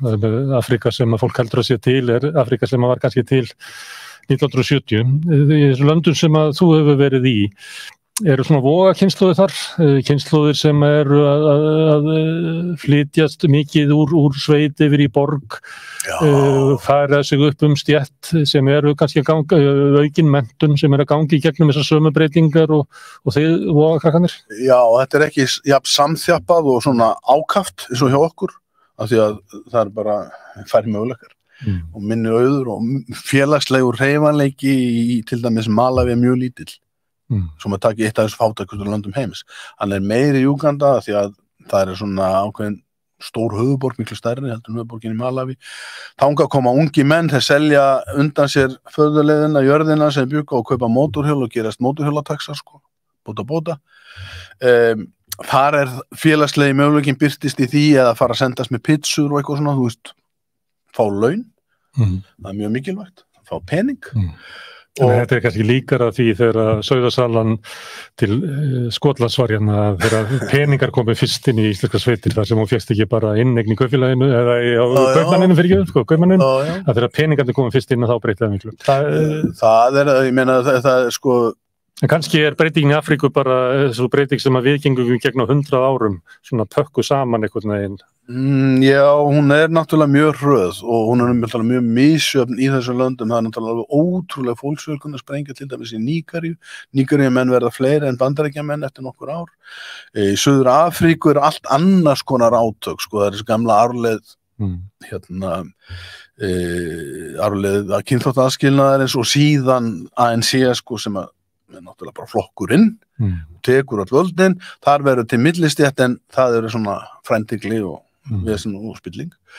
Í landi sem Malaví miklu meiri stöðnun, það landlugt land með mjög fá tækifæri og félagslegur hreyfanleiki ekki mikill þar, möguleikarnir ekki miklir þar, en í Úganda þetta enn öðruvísi, þannig að það ekki hægt að segja Afríka svona, sko. Þetta bara heimsálfa, 54 land, töluð mörg, mjög tungumál, hagkerfin ólík, ég meina þessi innan Úganda eru, ég manni held þessi 30 héruða ríki, svona sérstaklega skilgreindan einingar, það kannski 1 eða 2 sem eru hagkerfi, hluta hagkerfi, hinnar eru bara sjálfsöldabúskapur, þannig að eiginlega allt hagkerfi Úganda samþeppað í 2 héruðum, Kampala og þar í kring, sko. Og svo sjálfsöldabúskapur og annað slíkt sem að fólk sé sjaldan pening og mjög brothættar byggðir vegna þess að það má ekki vinna inn þurrkum eða uppskýrubresti annað slíkt þá hrynur það niður mörg þrepp í einu. Þannig að félagslegur hreyfanleiki til í mörgum af þessum löndum og hann mjög mikill sumstaðar. Fólk að flytja í borginnar. Já, og flytja þangað sem eru peningar og hægt að vinna sér fyrir launum, það bara eðlilegt. En svo getur keyrt út úr borginni og aðeins upp í sveitirnar og kannski inn í skóginn og þá ertu komin á svona þorp sem hefur kannski verið óbreytt í 50-100 ár. Miklu meira kannski, já. Nei, það nú ekki svoleiðis, sko. Það eru til dæmis komnir merkilegir hlutir inn í þorpin sem eru sólarsellur. Fólk að tengja, sko síminn náttúrulega byltingatæki. Að mörguleyti Afríka á undan okkur með símavæðingu, greiðslukerfi. Við erum aðeins að læra það núna. Þegar ég var í Malaví þá var greiðslukerfi með síma og í Úganda líka. Þeir labba bara inn á hótel og borga með SMS. Það allir símanu vegna þess að það ekkert annað en síma. Það ekkert annað, já. En við vorum ekki komið með þetta. Líka þetta sem alveg stórsniðugt og var fundið upp í Nígeríu að vera með farsíma sem með 2 SIM-kort. Þannig að ef annað kerfi fer út, þá erum við svolítið hitt. Við þurfum ekki, höldum að við þurfum ekki á því halda, en þetta bráðsnjallt. Og við erum með marga síma því að tilboðin eru misjaflega, þannig að... Áka með fullt fangja símum og hlæðslutækjum, sko, og mæta á fundin með þetta. Og inni kafna. En þetta hluti og hluti að líka byltingu sem ég sá bara gerast í Úganda og þau á sem var þar að, sko, sólarsellur svona heima, það eru jólagjöfin í ár. Þá getur bara hengt utan á kofan og farið ljós inni. Og getur hlaðið farsímann og hlusta útvarp. Ekki elda því miður, en þetta breytir mjög miklu. Þetta að gerast núna mjög víða Afríku og það náttúrulega líka komin peningar með kínverjunum og fleirum og þannig verður til svona verslandi millistétt. En það bara mjög misjafnt eftir ríkjum. Og það sem núna að gerast til dæmis á horni Afríku sem eru Eþíópía, Somaliland og Djibouti, sko, það alveg hryllilegt stríð í Eþíópíu og 5. árið uppbregst uppskera. Þannig að það eru kannski 30 milljónir manna núna á vonarvöl vegna fæðuskots. 30 milljónir detta allt inn á bókhaldið, sko. Og kortverðu, heimsmarkaður kortverðu hækka. En þetta var allt komið í gang áður en Úkraínustríðið. Já, ég segi bara til viðbótar. Það bara margfaldari, stríðið margfaldari, en ekki ástæðan. Þú ert farið frá Afríku, núna ert í Róm, eins og kemur fram í bókinni. Ertu farið frá Afríku? Heldur þú farið aftur? Ég alveg komin á síðasta söludag hjá hinu opinbera, sko. En ég meina, myndur þú fara til Afríku? Já. Þannig að Afríka í þér. Já. Og verður breyttir. Já, algjörlega. Já. Ég myndi spyrja þig, hvernig verður Afríka breyttir? Ég náttúrulega Fyrst og fremst, það gerist tvennt, maður náttúrulega kynnist fólki sem býr við allt annað lífskör, ég er ekki að tala hörmungasvæðin, þetta bara fólk sem í daglega lífinu að berja, skilur, og það þetta klísja, en það ekki jafn stressað og við, og það vingjarlega við erum oft í daglegu tali, og maður áttar sig á því að maður getur Ísland, ég heilsasmenn ekki nema með rossætti einhverjum og þannig að svartklæddir og hérna nei, það þessi hérna, ég segi nú í Afrikubókinu minni sem kom út fyrir nokkrum árum sko, maður kemur inn í bakari hérna á eitt rúbröðina góðan dag, hérna, menn hvernig hefur þú þetta og já, það þannig sem þetta gert sko. og hérna en svo hitt sem var náttúrulega algjör bylting náttúruupplifunin og maður verður alveg að upplifa villidýralífið í Afríku í mikilli nánd svo ég gerði að það breytir talsvert sín mann á það hvað mikilvægt í veröldinni og það ekki hægt að lýsa því þú getur ekki gefið okkur þetta við verðum eiginlega að upplifa þetta til að já, það þarf að gera það og hérna, jafnvel allir þættirnir hans Attenborough, sko, þeir ná þess ekki nei. Og hérna, þó hann hafi gert sitt besta en það þessi náttúruupplifun og hún mjög mögnuð, sko. En þegar Stefán Jón í Afríku og horfir heim, breytti Afríka sýn þín á Ísland? Já. Hvernig þá? Ég hef nú lýst í þannig að það í raun og veru þegar maður eins og horfir á fjallgarð úr fjarska þú sér stóru útlínunar blámann í fjöllunum og skýin yfir þeim og allt það þá sérðu stóru útlínurnar á samfélaginu en ertu ekki endilega búin að bora inn í naflan á því og daglega trasið í þúuna þannig að ég held að það sé lýsið best sko. Hvernig útlínunum í Íslandi fyrir þá sem að horfa á þú fjarska? Já, ég hef nú ekki gert það hríð en sko ég skrifaði hrunið, grein í Tímarit Máls og menningar sem heitir Rányrkjubú og þar þetta sjónarmið, ég bara vísa á það Tímarit Máls og menningar 2011 og þar voru aðrar útlínur heldur en sko fólk var að leggja hér og ég skrifaði líka nokkrar greinar í Fréttablaðið þessum tíma það að sem sagt að já, ég var mjög sannfærður það 2011 þegar ég skrifaði eftir hrunið sko rótin og ég var margir af mínum svona skoðanabræðurum þetta nýfrjálshyggjan og þetta hrun hennar og að sjálfstæðisflokknum að kenna þetta fór allt í fjansi þetta spillingin á Íslandi, þetta klíkuvæðingin og þetta þessi hérna þvingaði samkeppnislausi markaður sem býr til þetta ástand. Sagði þá ekki fólki, já, ég var að segja það, sjálfstæðisflokkurinn? Nei, það sagði það ekkert. Nei, ég meina, þetta eru element sjálfstæðisflokksins sem þú varst að lýsa. Já, þú getur að þá skoðun, en sko, málið að menn vildu klína þessu á umgjörð flokkastjórnmála til að fá kredit fyrir sig, í staðan fyrir bara greinandi eins og það og hvaða stjórnmálaflokkar á Íslandi ekki hluti af frændtíklu og spillingu? Þetta Sósíalistaflokkin, ég veit ekki ég veit ekki það, en sko og verkalýðshreyfingin þetta heilu alltaf og svona nei, þannig að maður fer allt inn að segja eins og einn ágætt kona skrifa á Facebook í morgun hérna bókina mína Stefán cuts through the crap og þegar maður það sé að en byrju að því að segja þetta, þú fer svona heiminn og skoðar þetta og horfir á Ísland tilbaka og fjallar Ísland annars það frá og svo kemur tilbaka og lendir í svona ertu svona orðin maður svona tvekja heima þannig að þú ert Íslendingur í Afríku og svo veist Nei, það nú ekki mér líður alltaf vel það sem ég ég á heima á Íslandi núna þú ert ekki alveg, þú ert með annarfótinu úti, þú ert ekki alveg fullu inn í íslensku samfélagi Jú það að byrta dokument sem að hjálpa Íslendingum að skilja betur heiminn Herðu, í bókinni að því að hún með svona inntak ekki geti sagt þetta að væri svona varúðar orð þá eru í henni tvö mjög skemmtileg gröf sem að þú teknar sjálfur að því að þetta er ekki flókin gröf inn í bókinni, heldur þetta bara frásögn, þú ert sögumaður, þú ert ekki ekki vísindamaður og ekki fræðimaður og ekki stjórnmálafræðingur þetta er ekki PowerPoint veisla Við erum með hérna, við getum sýnt annað grafi sem hröðunin mikla.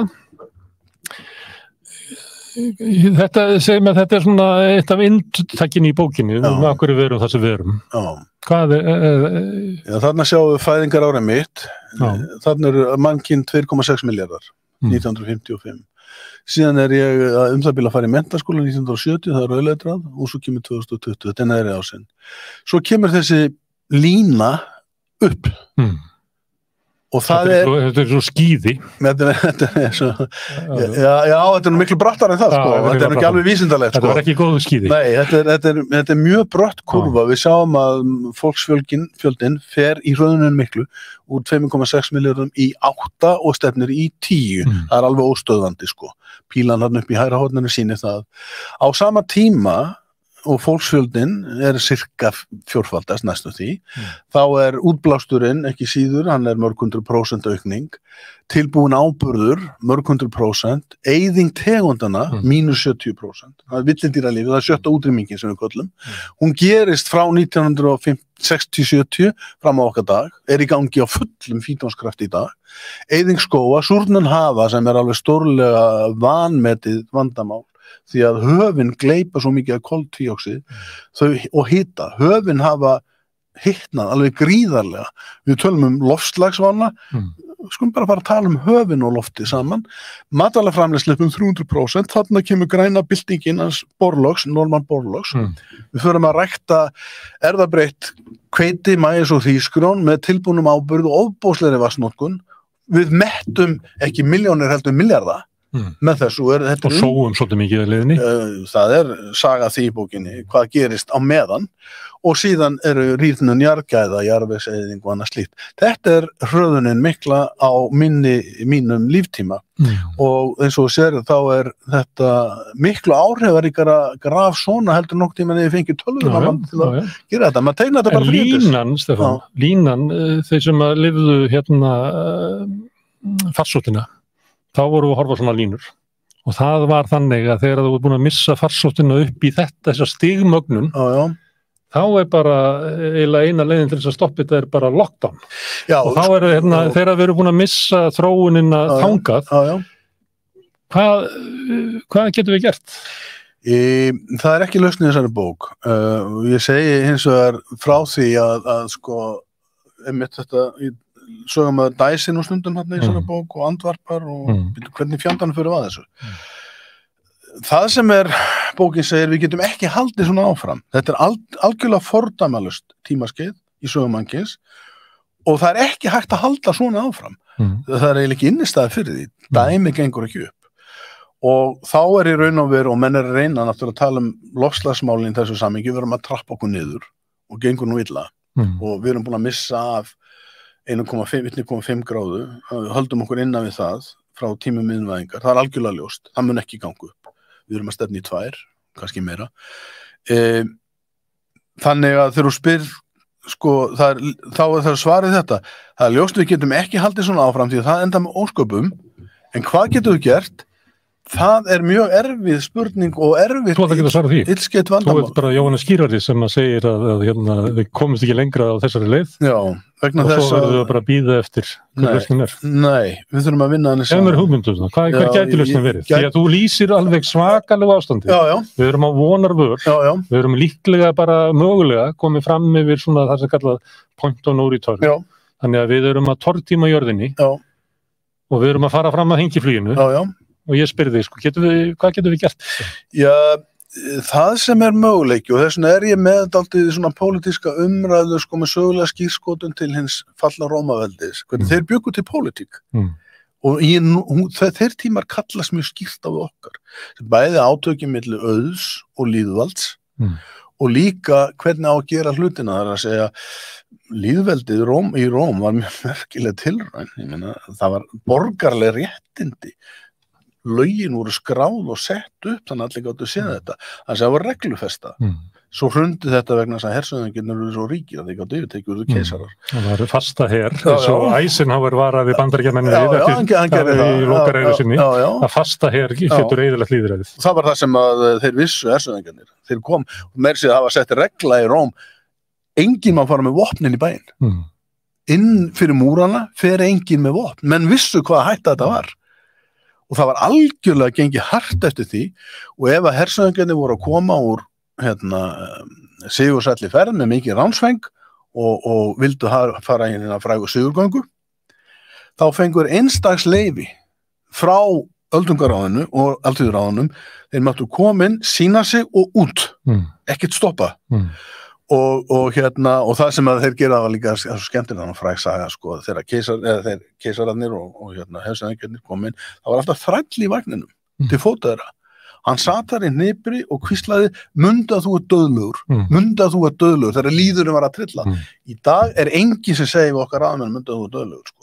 Ekki skálar þetta. Þú lýsir að við svona fara fram að hengja hlutinu og tækið eitthvað svona lýðræði sem við höfum og þú ert að segja að við séum að eyðileggja það. Já, við erum búin að sko, lýðræðistækin okkar og stjórntækin eru vegna þessa ástand sem ég lýsi, þau ráða ekki, þau eru búin til allt aðrar aðstæður ekki gjörsamlega breyttar og við erum sammála það, ég og Antonio Guterres, aðalitari Sameinuðu þjóðanna, að stofnanirnar í dag, þær eru í mikilli hættu vegna þess að við þurfum alltaf að leita málamiðlana milli allra hagsmuna sem að koma og það alltaf þeir sem eru ríkastir og stærstir og auðvestir og mega mest af vopnunum, neitunarvaldi í öryggisráðinu og inn í stofnunum að lama þær og þá segir við, og þetta gerist líka í mikilvægum löndum, við sjáum hvað að gerast við lýðræði Bandaríkjunum sem á flottustu stjórnarskrá frá upphafi og mörguleiti þá lausnin sú að virkja aflið sem býr í fólkinu og það valt nú út mér og ég segi sko,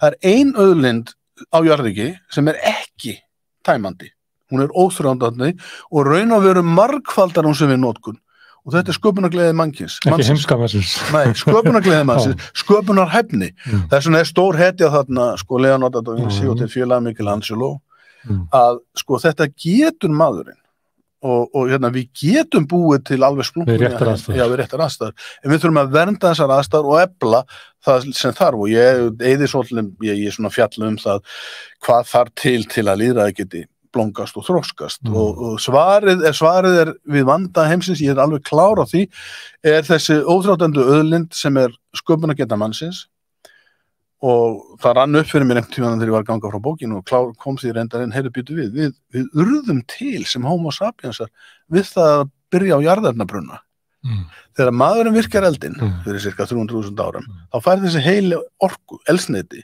og byrjar verða til það við eldum eldin þannig að við með þrefalt stærri kvið og þrefalt minni heila og við eins og simpansarnir og ég nú með sögu að þeim þarna sko, og okkur og þá sko þessi óbóðslega sköpunarkraftur sem verður til við jarðarnabrunna fyrir 300.000 árum það jarðarnabrunnin sem knýr allt þetta sem gerst hefur síðustu 100.000 árum við erum ekki góða frétti fyrir jörðina nei alls ekki þú nefnir hann aðritara Sameinuðu þjóðanna þegar hann segir þetta þá hann eiginlega að segja það að hann yfir Sameinuðu þjóðunum sem að sömuleyti var hugmynd eftir því sága kynslóðurinnar hvernig mætti halda utan alþjóðamál svo að hér því fríður og framfarir í heiminum með því þegar hann að segja þetta þá hann að segja að þetta kerfi sem var byggt þá dugar okkur ekki núna frekar en hinn nei að það búið að kannski var þetta möguleiki einhverjum eftirstríðsárum kannski var eitthvað að gagna þessu en núna hafa þú veist herrveldin og heimsveldin náð alveg stjórn á þessu þannig að við erum ekki náðu neinum árangri námiklum árangur mörgum sviðum sko stelpa á Rógahverfinu Ingibjörg Sólrún var hérna hjá mér í samanspjalli og við erum í núna hún sagði að þessi kerfi væru einfallega fallin við erum að finna einhverja nýja leið til þess að halda utan þau verkefni sem að við stöndum frammi fyrir og þú lýsir í bókinni sem bara stærstu verkefnum sem að mannkynið hefur staðið frammi fyrir og mest áriðandi sem að við staðið frammi fyrir að við höfum ekki tækin nei, það niðurstaðan í þessari bók við höfum ekki tækin, þau eru úrelt á svo mörgum sviðum, gamla hagfræðin algjörlega úrelt sko þú veist, hvað þið að tala og það eitt dæmi pólitísku fræðin í algjörum öngstrætum sko. Og stofnanirnar sem við komum upp og eru orðnar núna 50-70 ára gamlar sko, fyrir utan þessar sem eru 200 ára gamlar, þingin og allt það sko, og kosningakerfin og allt þetta. Það ráð ekki við að takast á þennan veruleika sem var til síðustu 50 ár, frá því að ég var sendisveinn í Vogaveri og til þess að dags að ég sitt hér við þennan hljóðnema, hefur orðið til þessi maniska uppsöfla sem kerfin okkar ráð ekki við. Og þá, hvert svarið? Já, það mistótt í fyrsta lagi átt að segja á því, afneitaði ekki, og í öðru lagi að taka til hendinni og þá þurfum við að búa til, ég á því að við þurfum að skapa og skapa sko óformleg bandalög þvert á landamæri. Það svona mín veika, það svona mín hugsun, af því að ég núna formaður í svoleiðis bandalagi erlendis sko, fyrir afmarkaðan kíma matvæla framleiðslunnar, að þá sé ég hvað að leiða saman akademíuna, fræðimennina, þá sem eru diplomatar og fulltrúar sinna ríkja og annað slíkt, að það verður til nýtt hreyfiafl. Og þetta hægt að gera með margfalda til þess að utan við þessar valdastofnanir og veita þeim aðhald og reynar stofnaður hann upp á nýtt. Alveg svo við nefndum kvennarhreyfinguna á sínum tíma, umhverfishreyfinguna á sínum tíma sem kemur utan við valdakerfið. Lausnin kemur ekki út úr stofnunum. Nei, það alveg, við erum öll sammála það sko, held ég. Það var annað graf sem líf, fæða. Sko ég skildi hitt sem svona hockeystikk þetta skil ég ekki loft, líf, fólk loft, líf, fæða já, fyrir sko fæða fólk í raun og veru samtvinnað nei, þetta nú rissað upp svona á kaffihúsi til að svona innleiða ákveðin eitt bókarhluta sem snýst líf, loft og fólk sem að undirstrika að þetta ekki afmörkuð viðfangsefni, maðurinn í miðjunni á Mannold þú sér það, eins og Leonardo teiknaði við sinn mann þarna miðjunni. Maðurinn í miðjunni og þessi viðfangsefni sem loftslagsváin og svo lífkerfin og síðan matvælakerfi mannsins, þau ekki afmörkuð einstæð viðfangsefni, þau samtvinnast. Þessi frumstæð samtvinnast hvað? Að þau eru samverkandi. Þannig áhrif hvort á annað. Áhrif hvort á annað, innbyrðis og eru hluta sömu heild.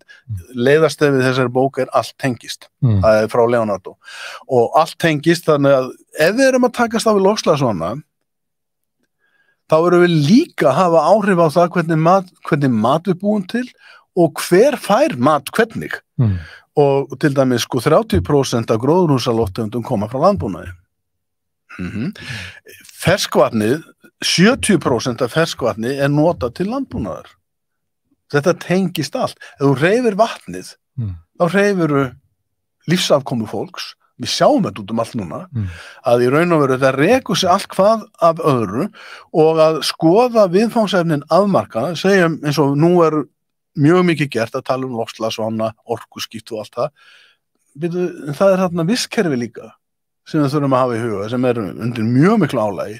Á sama tíma matvælakerfi undir gríðarlegu álagi og þetta þrennt eins og þrívíð kúla, svo ég gerir þetta nú bara í sjónvarpi, sko. Þetta svona, þetta ekki lagskipt.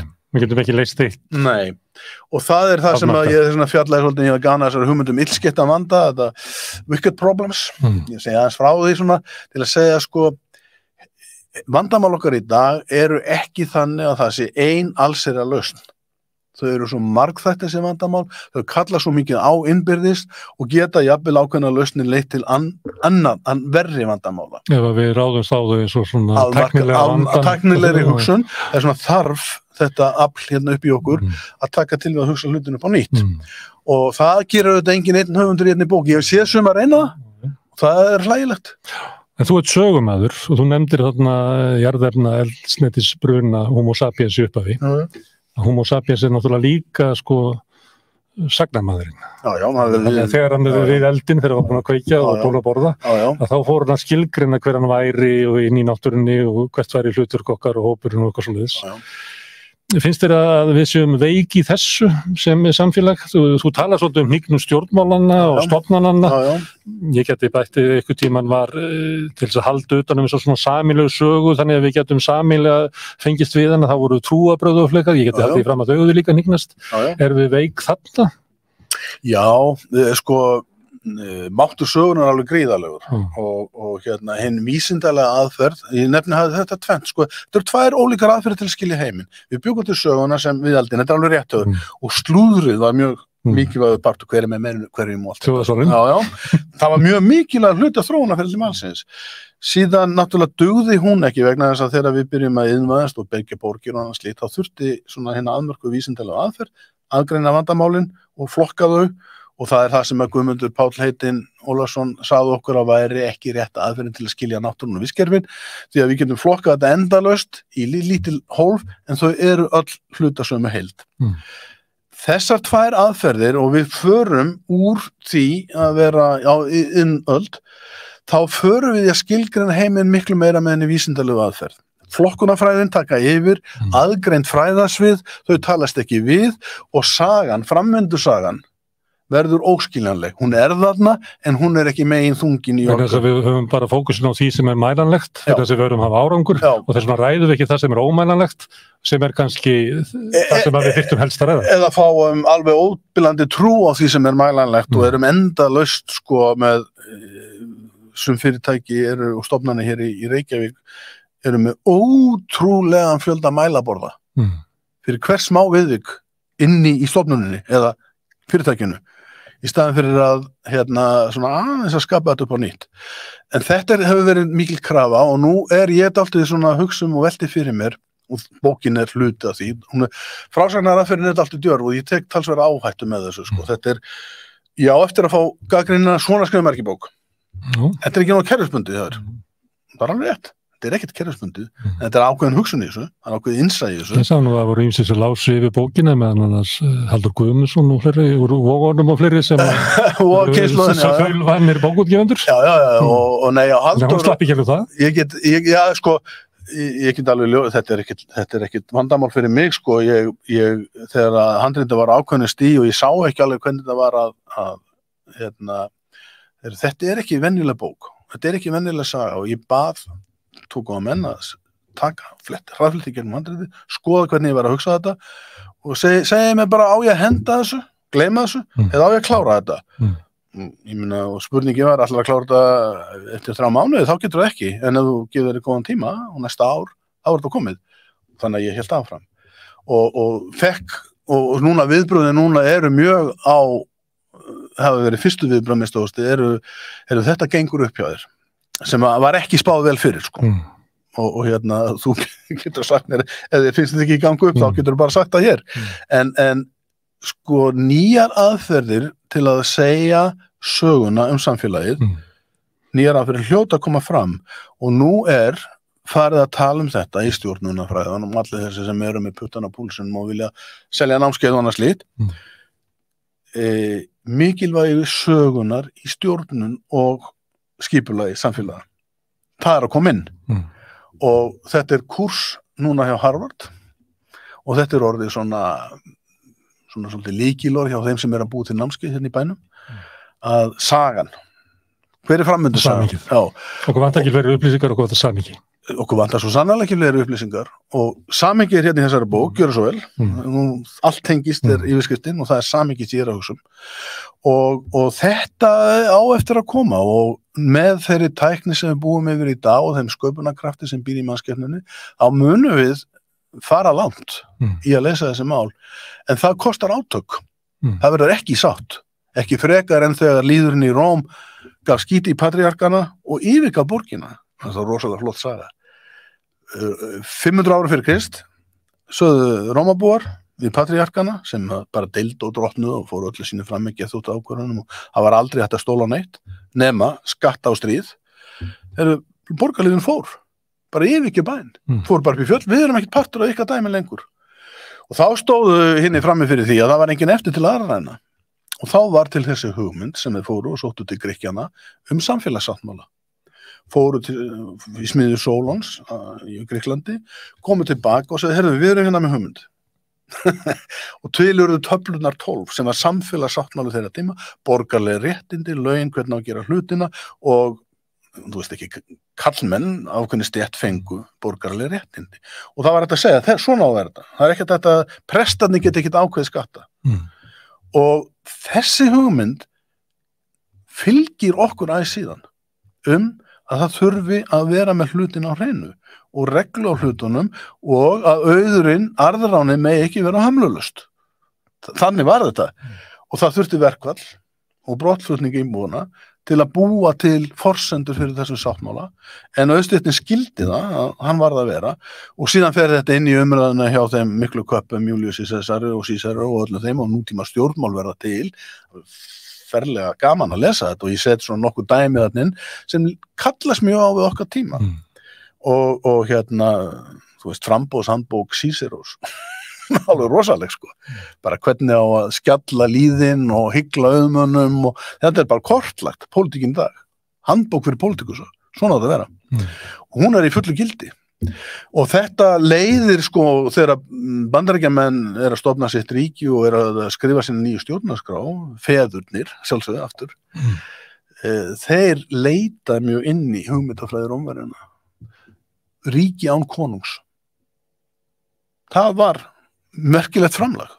Og þetta samtali sem við þurfum að eiga í brennsulausu rútunni sem að fara fram að hengifluginu við þurfum að fara að ræða hvernig ætlum við að sýnt að við getum þetta hvernig ætlum við að stýra heiminum þannig við tortum við höfum sýnt að við getum þetta það eru fordæmi, það eru leiðir og hérna, nú erum við á þessari brennsulausu rútu eins og segir, það getur vel verið það sé rétt og og þá þurfum við að tala saman og bókin þín þitt innlegg inn í þetta samtal. Já, hún það. Ég ætla að þakka þér fyrir að skrifa það.